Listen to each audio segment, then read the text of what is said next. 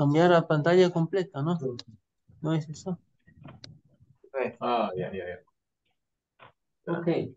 So welcome everybody to today's Seminario de Probabilidades.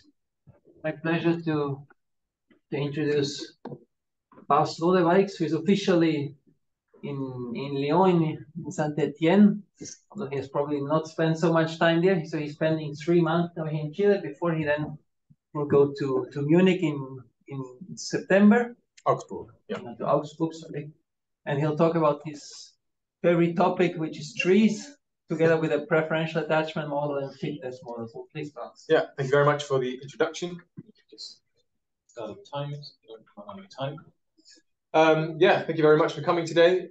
Very happy to talk about this, which has been a side project alongside working with Dieter that I've been undertaking together with Tejas Iyer during my current postdoc.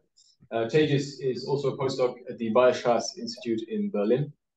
And we've been thinking about this superlinear preferential attachment model with fitness, which is essentially a random graph model or a random tree model, if you will, in this case, which grows over time and where we're trying to understand the properties of this tree. And in particular, how this sort of combines by introducing this superlinearity and fitness, which I'll come back to in a little bit. So what I want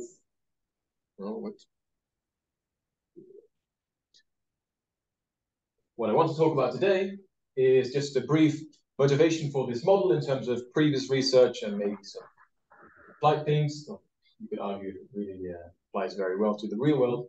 Of course, I'll give a model definition to know what we're talking about. I'll also mention 2 examples, which I'll mostly focus on at the beginning. I'll discuss the notion of explosion and how this leads to a dichotomy in the structure of the infinite tree that we're going to be interested in. I'll mention some of the results that we have, and I'll give you some ideas, some flavor of the proof techniques that we used. And if time permits, I'll also briefly discuss the more general setting that goes beyond these 2 examples that we'll discuss at the beginning. So without further ado, some motivation. Preferential attachment are essentially graphs of trees that grow over time, like I already mentioned, where in a sense, new vertices arrive one by one, and they make connections to existing vertices. And these existing connections, or these connections to existing vertices, happen most likely to vertices that already are well connected. So this has been a very active sort of model that has been very much researched in the last 20 to 25 years. And one reason for this sort of very active research is that it's a popular model for growing networks in sort of an applied sense in the real world. And like I said, this is because these new vertices are more likely to connect to already well-connected vertices. So say that you make an Instagram account and you start following some accounts that are already existing. Which ones are the ones that you are most likely to start following? Some guy that nobody knows that has 2 followers, or some very popular account that has millions of followers. Of course, you're most likely to start following that account with millions of followers. And that's what they sort of try to imitate in this model, where new vertices are more likely to connect to vertices with already a high degree. And in some sense, it works as follows. You introduce a new vertex, and it connects with a probability that is proportional to some function f of the degree of this particular vertex that you may connect. And this function f is called the attachment function in this sense. And this sort of idea of connecting to well-connected vertices gives rise to a so-called rich get richer effect, where nodes that are rich, that have a very high degree, are the ones that are most likely to then increase their degree and become even richer. And this rich get richer effect also gives rise to some desired properties. For example, a scale-free degree distribution. This means that the probability that some uniform vertex in our tree or graph has, say, degree k, this is roughly of the order k to the minus tau for some constant tau. And what this essentially means is that while most vertices in the tree or graph that we're looking at will have a small degree, there is a small number of vertices that will have a very large degree. So you can think of these Instagram accounts that have millions of followers, not many of them, but they have a huge amount of followers compared to most Instagram accounts, which have only very few followers. And another effect or property that we see in these networks is the so-called small world property, where distances between nodes are relatively small compared to the size of the entire network. And these two things we do see in the real world, also on Instagram. You could probably sort of do some statistics and analysis and see that distances between people in this network are very, very small. And what is nice about this model is that this sort of arises intrinsically from the dynamics of this rich get richer, this connecting to well-connecting vertices, and hence it might be able to serve as an explanation of the formation of real-world networks. In contrast to some other models where you sometimes impose these properties on the graph rather than let them arise intrinsically. Okay, so why then superlinearity and fitness? Well, essentially, the model that we were interested in is a combination of two kind of existing models, as the name suggests, a model with superlinearity and a model with fitness. So let me just discuss these briefly separately. So superlinear preferential attachment is essentially the idea that this function f, this attachment function, is, say, the degree to some power p, which is strictly larger than 1. So this function grows superlinear in the degree. And this has already been studied for quite a bit and is quite well understood. And one thing that we see here is that it leads to quite extreme behavior in the sense that eventually, some examples first. So this extreme behavior is also observed in other models with superlinear feedback. For example, in the ant random walk, which is a model that tries to mimic the behavior of an ant colony that sort of walk along paths. And what happens in this ant random walk is that at every time we allow some random walk to take place, it starts somewhere, it goes somewhere, and the edges that it takes, it reinforces in some way. And in this case, it happens in a superlinear way. And what that happens is a second random walker starts to walk, and it will then be more likely to take these reinforced edges on its path. And apparently with this superlinear feedback, what happens is that at some point you'll see that each random walker will just start looping in the same sort of circle. And this mimics real-world behavior of ants, where colonies of ants can start sort of circling in a death spiral, where they keep following each other, and they just keep on running in circles until they all die. Yeah, it's a bit macabre. There you go. On the other hand, there's also polyurns with superlinear feedback.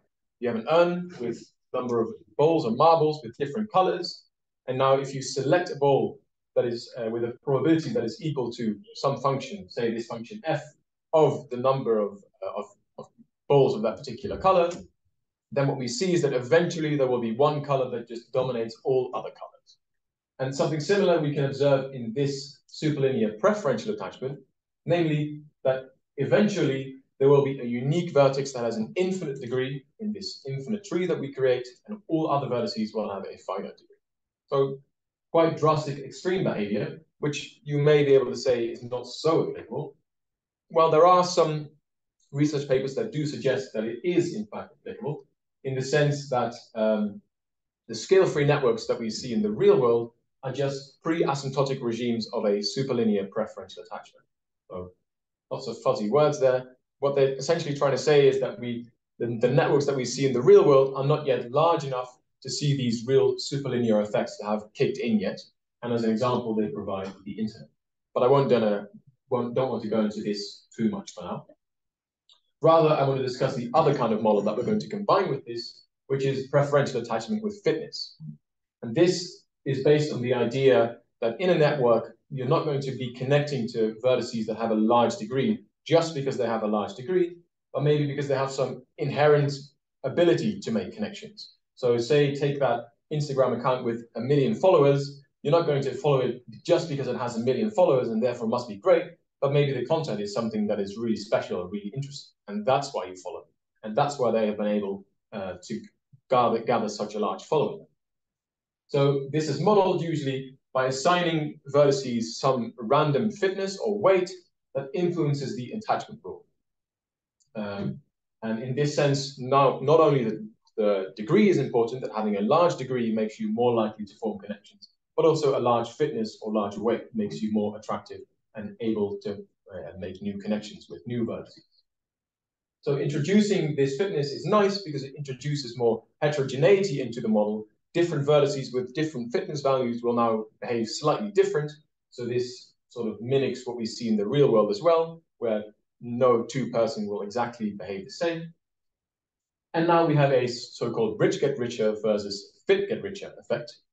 So the rich get richer, we already saw, is when nodes with a large degree are the ones that are able to increase their degree. But with fit get richer, it's actually the vertices that have a very large fitness or weight, that are very popular in that sense, that are able to obtain the large degrees in the model. And the most studied examples of this preferential attachment with fitness are generally the multiplicative fitness and additive fitness, which means that this attachment function f, which now depends on both the degree of a node and its weight or fitness, is either the weight multiplied with the degree or the weight added to the degree. And we'll come back to these two examples later. So what we were interested in, Tejas and I, was what if you combine these two things and you look at a superlinear preferential attachment model with fitness, then can we observe this rich get richer versus fit get richer as well? And if so, in what kind of manifestation does this happen, this competition between degree nodes with a large degree and nodes with a large fitness? Okay, any questions so far? So, yes. For the fit get richer, so Yeah. I guess that at the beginning you will see just the fit get richer, but in the long run, these fit vertices will also become richer, so they will become more as rich get richer as well, right? Yes, but then there will be even fitter vertices as well, and they will be able to outcompete those vertices again. They will be able to. Yeah, that's the idea of fit, that every time, over time, new and new vertices will come that outcompete the previous biggest vertices. But yeah, good question. Yeah. Okay, so then what does the model look like that we're actually going to work with? Well, we have this attachment function f, and we're going to assume for now that we don't really need it in the model definition, that it's increasing in both arguments. So it increases when you increase the degree, and we have a larger fitness or weight, it also increases. And we're also going to assume that for any value of your degree and any value of your fitness, this function is going to be positive. Okay. And to keep track of the vertices that we have in our tree, we're going to use the Ulam-Harris tree and the Ulam-Harris labeling. So this here is the Ulam-Harris tree. We'll have a root and then words of any length n. And this means essentially that if we take the word I1, I2, I3 up to ij, we're going to think of this as a vertex in our tree, which is the ijth child of the ij minus 1 child of the etc., of the I1th child of the root. Okay. Now we're going to grow this tree in continuous time as follows. We start with a root vertex, this empty set label, and we assign it this weight, some random weight from some distribution.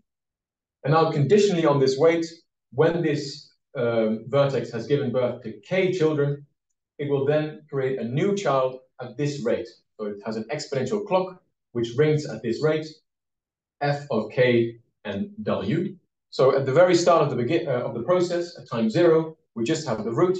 It gives birth to a child at rate f of 0, w. When it has created that child, it gives birth to its next child at rate f of 1, w, etc., etc. Now, each child of the root, say I, receives a weight wi, which is an IID copy of this weight of the root. So all the weights are going to be IID. And now every vertex that is born into this system is just going to reproduce and produce children in the same way as the root did, when everything happens independently. Okay. And the way we view this is essentially preferential attachment as a continuous time branching process, or more specifically, as a Crum-Mode-Jages process. All right. So some of you may be familiar with preferential attachment already, but perhaps in the discrete time setting. So this is a continuous time equivalent, if you will. And I just want to spend a few moments just to talk about these two settings of discrete time and continuous time, and why we've chosen to work in continuous time here. But first, let's look at a picture, because that makes things a little clearer always. So we start with the root. It takes this amount of time to produce a child. So it produces child 1. Its rate is now updated because the number of children it has is 1. And this one also starts producing children. Say that the root is again the next one to produce a child. Its rate is updated. Child 2 starts producing. Say that now vertex 1 is the first one to produce a child. Its rate is updated. And now 1, 1 also starts producing children, etc., etc. And we continue this essentially forever. Okay. So Why can we now work in this continuous time? Why don't we have to work with this preferential attachment tree as a discrete time process? Well, that's essentially because we can embed the discrete time process into this continuous process. So suppose that Bp of t is this continuous time process, and suppose that Tn is a discrete time preferential attachment tree. So very quickly, what that means is at every discrete step, we add a vertex to the tree, we connect it to one existing vertex with a probability proportional to this function f of the degree of that vertex and the weight. So if we consider these stopping times tau n, which are exactly the moments when this continuous time process contains n vertices, then we can use the memoryless property of exponentials and the fact that we have the following equation: probability that some exponential random variable ej is the minimum of, say, n many exponential random variables is a probability that is proportional to the rate of that exponential random variable. Because of this, it turns out that this discrete time process is equal in distribution to this branching process, this continuous time process, when we view it exactly at the discrete or at these stopping times tau n. So really, this discrete time process is an embedding in these in this continuous time process. And if we just look at these stopping times, we see the exact same thing. So really, we can just work in this continuous time setting, and that has several advantages. For example, all vertices in this continuous time setting produce children independently, whereas in the discrete time setting, there's a lot of correlation. This sum of these rates in the discrete time setting is going to be something random, and this is classically something that is very difficult to deal with. But in this continuous time setting, we don't have these fractions or these kind of probabilities, so we don't have to worry about this anymore. And then also from the perspective that we're going to use in the proofs, which only is available for us in continuous time, and which I'll touch upon later, this continuous time setting is nicer as well. So we can just forget that this discrete time process exists completely now. We just work in continuous time, and that makes our life a bit easier. Okay. So the two examples that I just want to focus on are the following. So what we've seen so far in this model definition is a rather general framework. You could choose anything for this function f, and that would always work. But the examples that we will be interested in here are this superlinear feedback with multiplicative and additive fitness. These two well-studied examples of fitness models that I already mentioned. So what this means is we'll either look at this attachment function being the weight times k plus 1 to the power p, or k to the power p plus w, where this p is a parameter which is larger than 1. And we'll also choose something for a distribution for our weights, which is a power law. So the TIL distribution will look like a regularly varying function for some alpha which is at least 1. And this L is a slowly varying function. If you haven't heard of that before, just think of it as a constant, if you will.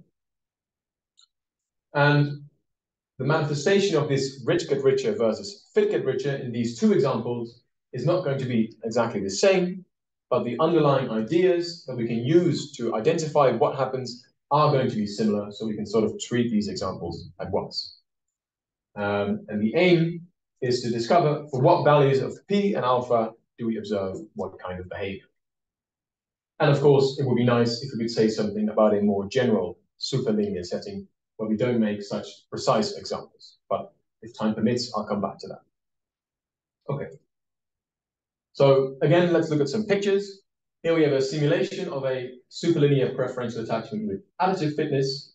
What we see here is a lot of black small dots and one big orange blob.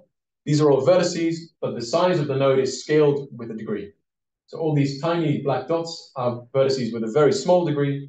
This orange blob is a vertex with a huge degree. So this is essentially this extreme behavior that I was talking about, where we see that there's one vertex with an enormous degree, all other vertices have a very, very small. Okay, now here's another one. Maybe a few vertices here manage to escape, but there's this huge vertex here that just attracts everyone.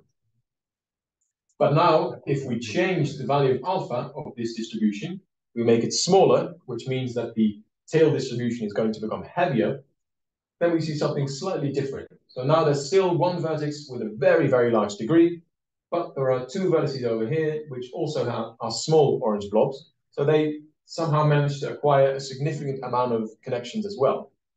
So somehow the fact that there are now appearing these bigger vertices with bigger weights are appearing every now and then makes that they can somehow, to some extent, compete with this really big one over here.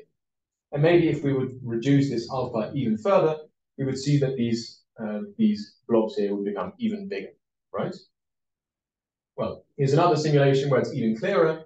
We have one vertex at the beginning, which is a very large degree, but there's now a chain of 3 of these vertices, which each have a lot of connections themselves as well.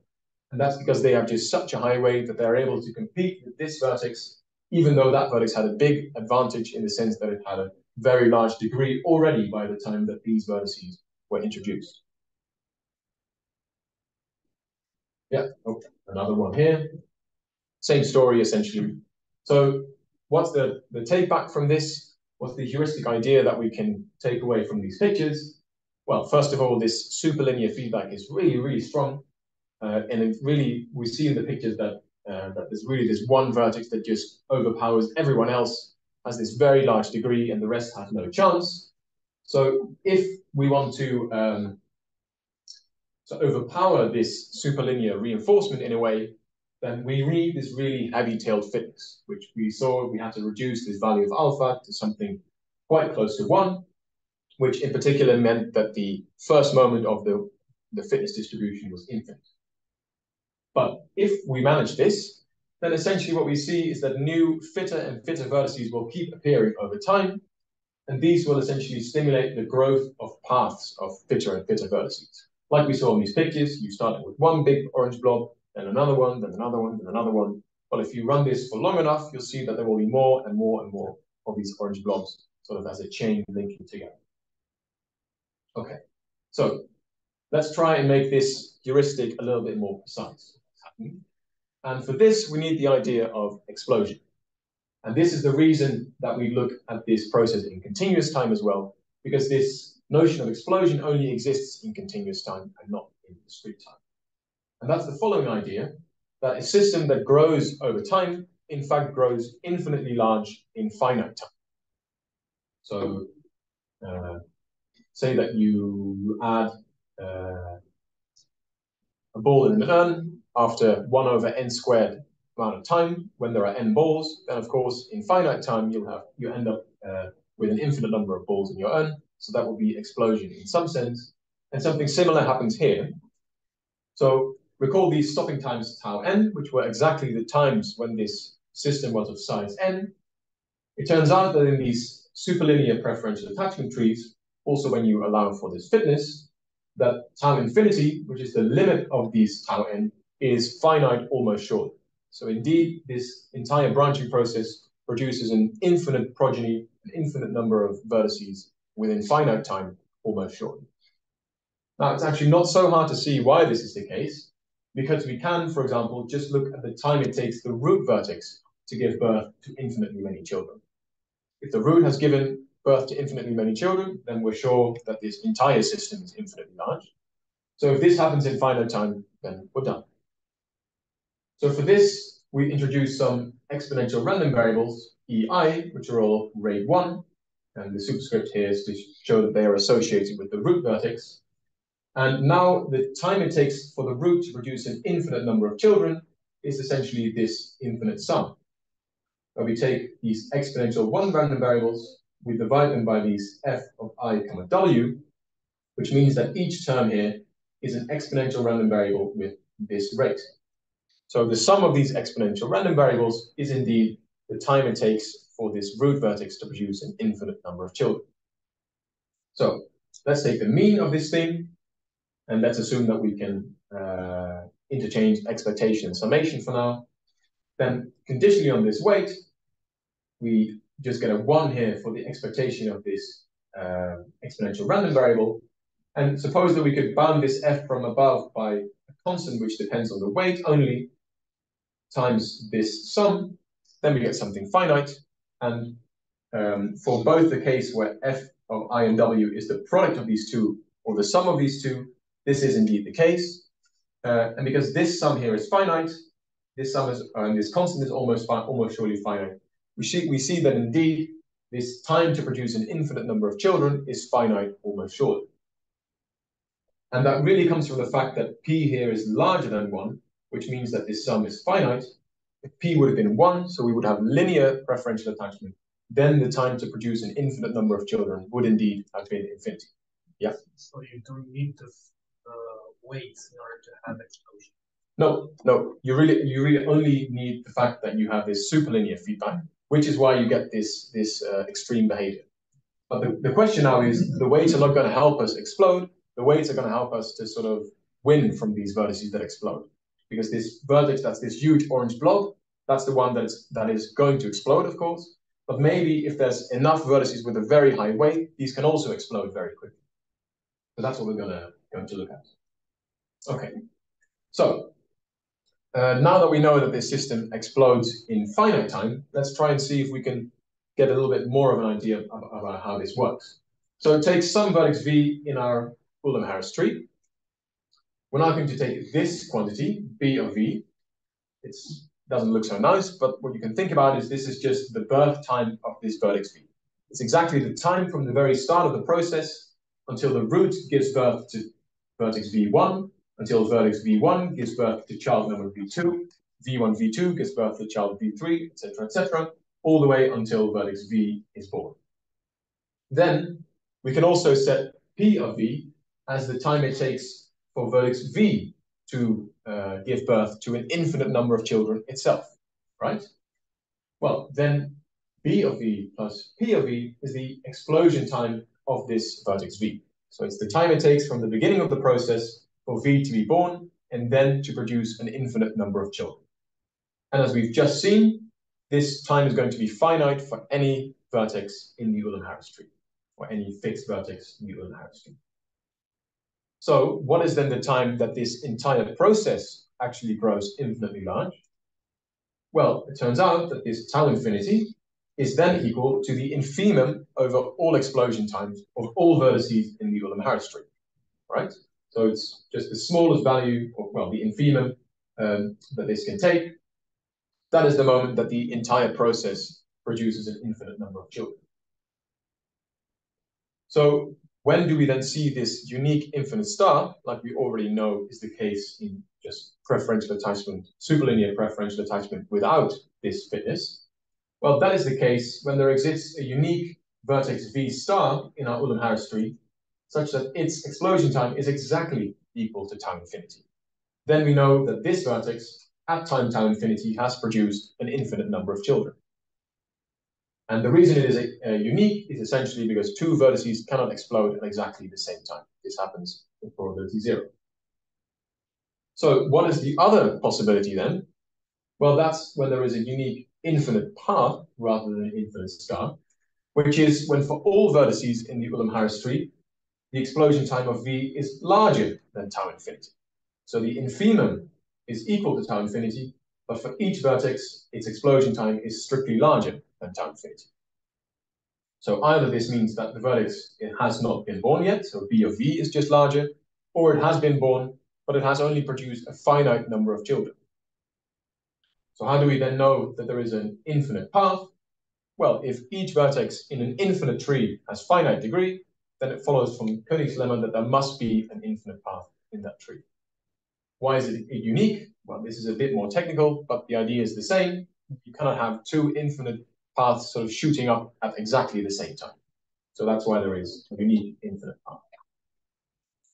So the best way that I could think of sort of showing this in terms of a picture, because as you've seen, I like using pictures, was the following. As vertices are being born into the system, we either have that a star is born or a path is born into this system. Right? And now that we know this, now that we understand this dichotomy of either a star or a path, we now want to understand when does which of these happen, and what does Bradley Cooper have to do with this? Right? Let's find out. Okay, so this is one of the results. So now we're going to consider superlinear preferential attachment with additive fitness. So that means that this attachment function f is the sum of the degree k to the p plus the weight w, and we're going to assume this these power law weights. then it turns out that if p times alpha minus 1 is strictly larger than 1, then this infinite tree T infinity, which is this branching process at the time tau infinity, this will contain a vertex with infinite degree almost surely, a unique vertex. And instead, if p times alpha minus 1 is strictly smaller than 1, then we'll see that this infinite tree will contain an infinite path, and each vertex will have finite degree. Now, for this model, it's quite easy to see heuristically why we have this phase transition, because suppose that we have created n vertices in our system so far, and we look at the largest weight in this system, so the maximum of n of these weights wi. If they follow a power law distribution like this, then the size of this maximum is going to be n to the 1 over alpha minus 1. So if we look at a vertex that would have a degree n, but some order 1 fitness, this will be roughly of the size n to the p, and this is much, much larger than a vertex that has no children, but has a vertex weight of size mn, so n to the 1 over alpha minus 1. This is much larger than this when p times alpha minus 1 is strictly larger than 1. So this means that no matter how large your fitness is, a vertex that has degree of order n is going to produce children at a much higher rate than this vertex with the largest fitness. And therefore, the fitness just stands no chance, it doesn't help us, and we're essentially in the same sort of regime as superlinear preferential attachment with no fitness at all. But instead, when p times alpha minus 1 is smaller than 1, then we see that this vertex with the largest weight in our system, even though it has no children yet, it will be able to produce children at a much higher rate than a vertex that has an order 1 fitness, but a very large number of children. And so it will even be able to catch up with that vertex, have the same number and even have more children over time. But then again, there will be a next vertex with an even higher fitness, which will overpower both, the next one, a next one, a next one, and this will generate this infinite path that we see in the tree. Okay, so here's a little phase diagram. Most of the time, we see this infinite star appearing, and only in this small section over here, we see this infinite path. And something that is interesting to note is that we need that alpha is smaller than 2, which means that the first moment of the fitness is infinite. And even then, if p is sufficiently large, we will still see an infinite star. So this really goes to show how strong this superlinear reinforcement of this preferential attachment is. Okay, now we can say the same about multiplicative fitness. So here f is the product of the weight and the degree to the p, again with power law weights. Now we have that when p minus 1 times alpha minus 1 is strictly larger than 1, then we see this vertex with infinite degree. If it's smaller than 1, we see an infinite path. The heuristics as to why this is true are not so trivial as for the additive case, but I'll come back to this in a little bit. So here we see this phase diagram. Now we see that for any value of alpha, even if alpha is, well, choose your favorite large number, there will be values of p which are sufficiently close to 1 such that an infinite path will arise rather than an infinite star. And the reason that this phase diagram allows for more sort of area where an infinite path can occur is because the effect of the fitness is much stronger because you multiply the two. So every time you reinforce yourself by increasing your degree, this is then multiplied with the fitness. So if you have a large fitness, this reinforcement is even stronger, and therefore the fitness doesn't need to be as heavy-tailed as in the additive case, because there is only just sort of you get a boost at the beginning, but this effect of the boost slowly fades out as you increase your degree. Whereas this boost with multiplicative fitness keeps reinforcing every time you increase your degree. Okay. So let's have a look at how we can find out which of these two is actually happening and what underpins the ideas of our proofs, which is exploding before all your ancestors. That's what we looked at. So let's suppose that we have some set S, which is a subset of all vertices in the Ulam-Harris tree, and it is the set of vertices V, which satisfy the following condition. The explosion time of V is strictly smaller than all explosion times of all ancestors of V. So you take some vertex in the tree, You look at its parent. Are you going to explode before me? At its grandparent, are you going to explode before me? All the way down to the root. If all of these all explode after this vertex V, then we put V in the set S. Okay. Now it turns out that this time at which the entire system explodes, time infinity, because this infimum over all explosion times is in fact the infimum over all vertices in this set S. Why is this the case? Well, first observe that the root is always in S, because the root has no ancestors, so it always explodes before its ancestors. And then suppose that we have some vertex U which is not in S. What we then want to show is that we can always find some vertex in this set S that explodes before U, right? So by definition of this set, if U is not in S, then there must exist some vertex V in the Ulam-Harris tree, which is an ancestor of U, and it explodes before U. Because U is not in S, so there exists an ancestor which explodes before U. And let's suppose this is V.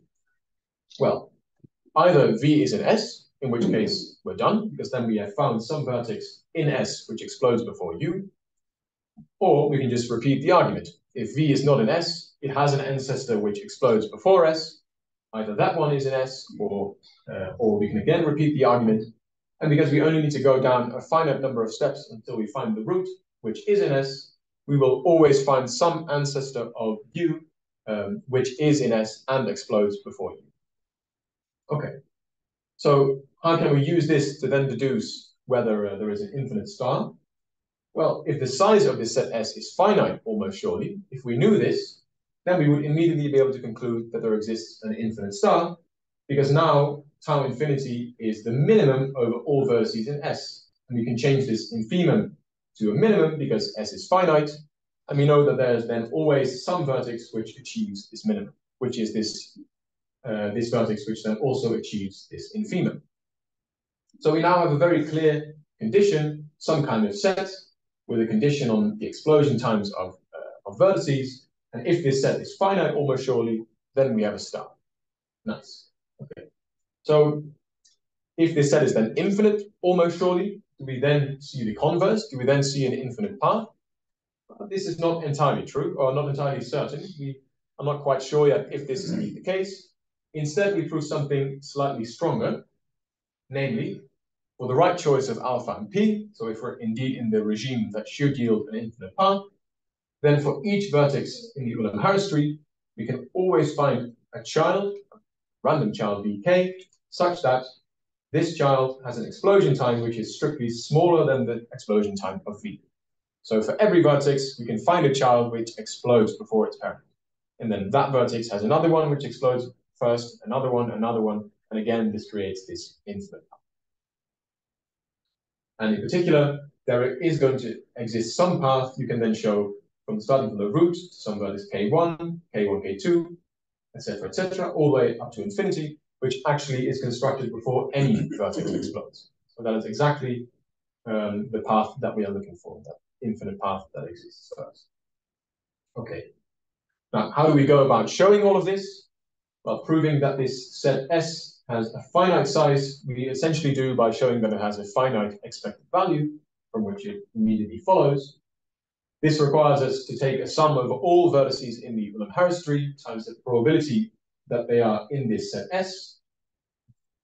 Calculating this probability is quite a technical exercise, so I don't want to go into that. Rather, I'd like to show that for the right choice of alpha and p, such a child can be found, which explodes before its parent. And we'll do this in the multiplicative case. So we're going to take p and alpha such that these p minus 1 times alpha minus 1 is strictly smaller than 1. And we'll fix some v in the Ulam-Harris tree. Now for an integer n large, we're going to look at the first n children, v1, v2 up to vn, and we just select the vertex that has the largest weight among all these n children, and say that this is the vertex vk that we're looking for. Then the weight of this child, as we saw before, is going to be of the order n to the 1 over alpha minus 1, and by the choice of parameters, this is going to be much, much larger than n to the p minus 1 plus an epsilon, which we can add because we have a little bit of wiggle room due to this strict inequality, times the weight of v. So the weight of v is just a random variable. It's going to be of order 1. So this inequality should be satisfied with at least probability going to 1 as the n grows. Okay. Then we want to look which of these vertices is going to explode first. Well, how much more time does v need to explode? It already has produced n children. So at least in expectation, conditionally on its weight, this is the time it takes to explode. We start the sum from n, because it has already produced its first n children. And this is the expected time for each of the children to be born. Now we use that f is a multiplicative function, so it's the weight times I plus 1 to the p. We keep this weight, 1 over the weight, and this sum here is now evaluated as constant times n to the minus p minus 1. So this is roughly the amount of time it takes this vertex to now produce an infinite number of children. If n grows, this number goes down. So if we have already produced more children, then it of course takes less time, so that's good. If the weight grows, we give birth at a higher rate, in which case this term also goes down, so that all makes sense. And if we do the same for this child vk, well, this child essentially still needs to produce all of its children, so this sum starts at 0. But now we can use that this w of vk is very large, so this sum is just going to be some constant c. This weight is large, so we get c times n to the minus 1 over alpha minus 1. So which one now explodes first? Well, again, by this band that we have here, between w of v and w of vk, we see that the time until explosion for the parent v is much larger than n to the minus 1 over alpha minus 1 plus epsilon, which is much larger than the time it takes vk to explode. So at least using expectations, we see that we should expect that this child vk is going to explode much, much sooner than this parent vertex v. And I hope that you take my word for it that with concentration, everything works out nicely, and this happens in real life as well, not just an expectation.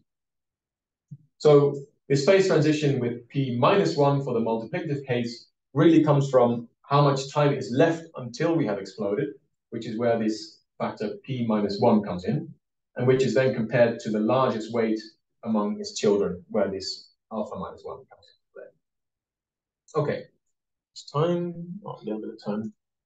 Okay, so these were these two examples of additive and multiplicative fitness, but can we say something more generally about the emergence of a star versus a path?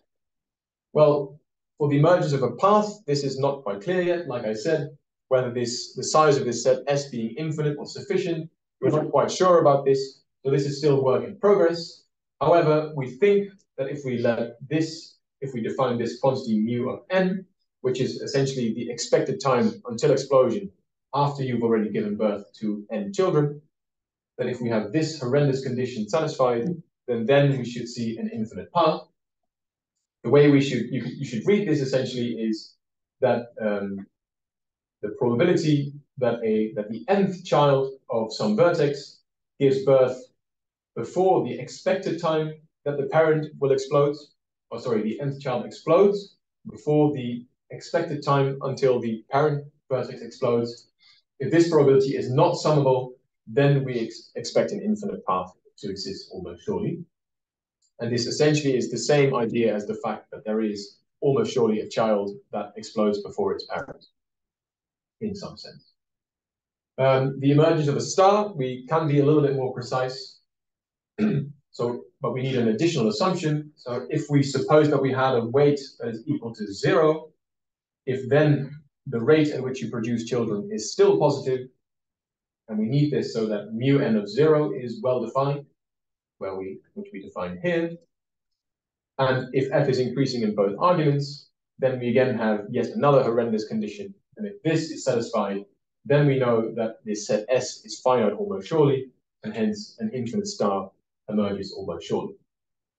Again, we can read this expectation of this product as the probability that the nth child of some vertex is able to produce n children itself before that vertex, this parent vertex, explodes.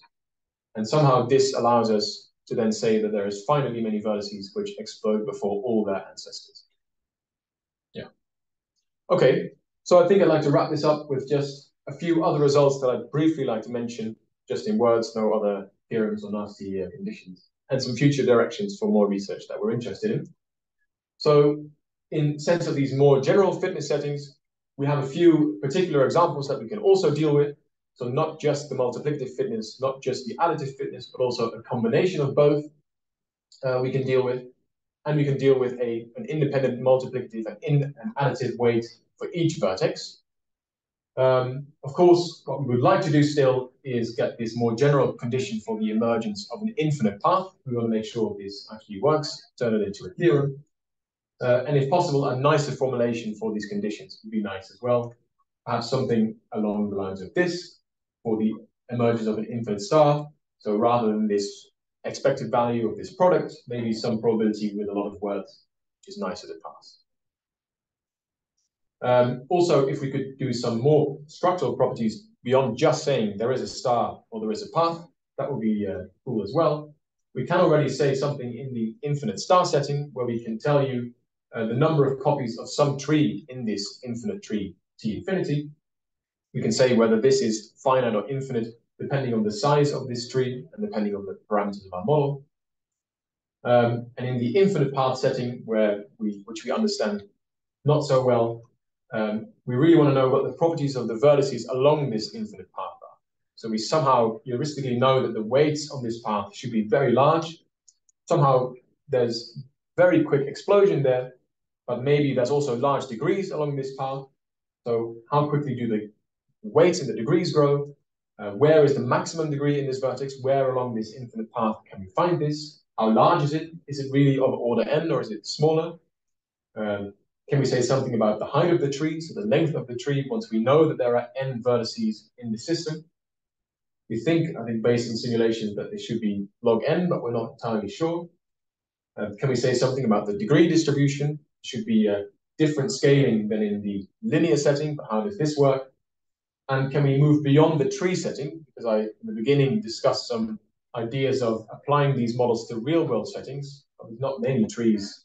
Well, there's lots of trees in the real world, but not trees in which you can actually apply this. But maybe we can move beyond this, perhaps using collapsing of continuous time branching processes. This works well in the linear setting. In the superlinear setting, this is not so clear. But if this would work, it would also be interesting to see how this would then influence the phase transitions that we have observed. So some more things that we can do, but mainly a lot of questions. But let's leave that here for now. And thank you very much for your attention. And if you have any questions, let me know.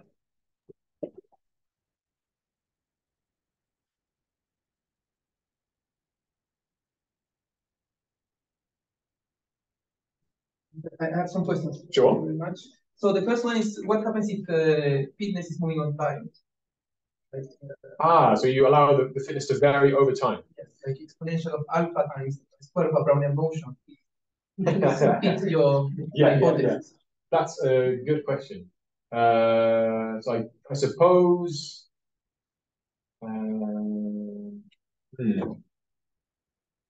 I guess you would have that the largest ones would already be sort of drifting up, right, over time, rather than. So you would take, say, some value plus a Brownian motion, or some. So for me, the good example was the exponential of alpha times the square of a Brownian motion, because it naturally satisfies your conditions with alpha. Well, another alpha, it's not the same. Yeah, sure. Yeah. In a way, it feels feels similar. Yeah. That's pretty hard, I guess, or at least for me. But I think the problem might be the fact that you already see things exploding in finite time. So maybe the fact that in that sense, the Brownian motion is only allowed to move for very little time, that you wouldn't notice much of this effect. Perhaps if the fitness were to grow very quickly with time or decrease very quickly with time, then you would notice it. But if it only sort of varies very gently, then I don't think you would see that much. I guess that would be more interesting perhaps in a linear setting where it takes an infinite amount of time to produce an infinite number of children. There, the variance of these weights will be more clear, perhaps. And I think it's like somehow a good question, but the second after you created a star, the second one, should there is be no second immediately. one. Yeah. So there is no second. No. So really, so this correspondence between this discrete and continuous tree really only holds up to this explosion of the system. If you go beyond, that is still interesting, but then what you lose with this discrete setting is, well, it stops there.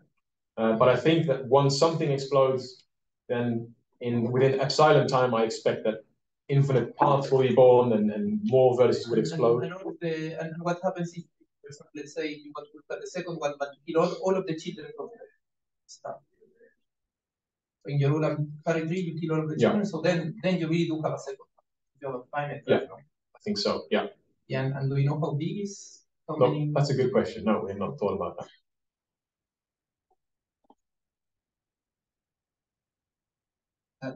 Yeah. I have a question.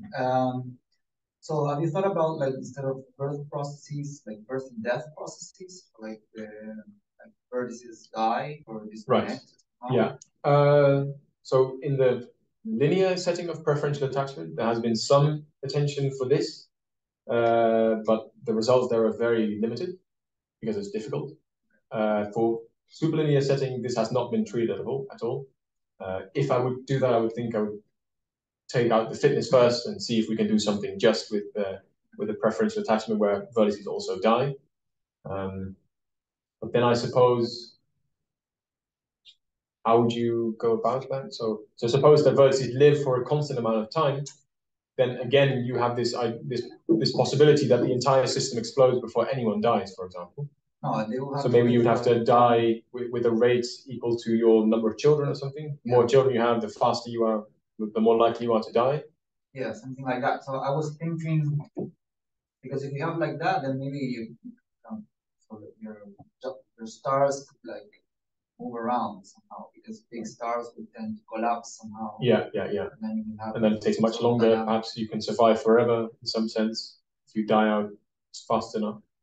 Yeah, that's an interesting question. Yeah. And another thing, maybe you said this, but I didn't catch it. So once you get an infinite star, do you know like where it is somehow on the tree? Yeah. So well, the tree has finite height in that case. So there is a positive probability that it's the root, and sort of the further up in the tree you go, the less likely it becomes. But we don't have precise bounds on the depth of this star. Okay. But that's a good suggestion actually, because I guess this notion of exploding before all your ancestors, where was it? Yeah, right here. So this exploding before all your ancestors, we can essentially, I think we can show that the expected number of vertices that explodes before all their ancestors at height m, say, or at depth m, this decreases exponentially in m. Okay. So, and that's why it's going to be finite in the end, essentially. So that's a good point, yeah. But I think that it should be very well sort of concentrated around the root. Yeah. Is there any guess about what happens at criticality? No, because of course, in many of these statistical mechanics sort of models, the criticality is a very interesting point because there all kinds of funky stuff happens. But here, if you choose, for example, p minus 1 times alpha minus 1 equal to 1 in this case, then what happens is all going to be determined by this slowly varying function. So you have sort of an infinite dimensional set of choices to make, which, yeah, is a bit hard, maybe not so interesting. But you cannot cheat to get an L that such that the probability of both events is not 1. Or it's like something which is 0 or 1 law. Yeah, I think that is not possible. At least someone, a professor from Germany, told me at some point, like, I don't think that's possible. I'll take his word for it, but but yeah, I don't think that it's either that there's sort of a 50-50, unless you maybe define your function f in a very different way, where, say, for example, with you flip a coin and then you're either going to reproduce based on this rule, or you will reproduce based on, say, a rate which is only equal to the weight, for example, then there may be something that can be done. But with a fixed sort of rule, at this criticality point, I think only one of the two can happen. But it really depends on this slowly varying function, and essentially is determined by some moment condition, I think. Whether a moment is finite or infinite, this determines which of the two happens. But the analysis there, you have to be very, very careful. It's very hard. So yeah, generally speaking, in these kind of settings, people are not too interested in the exact critical shape. Yeah. Any other questions? All right, then thank you very much.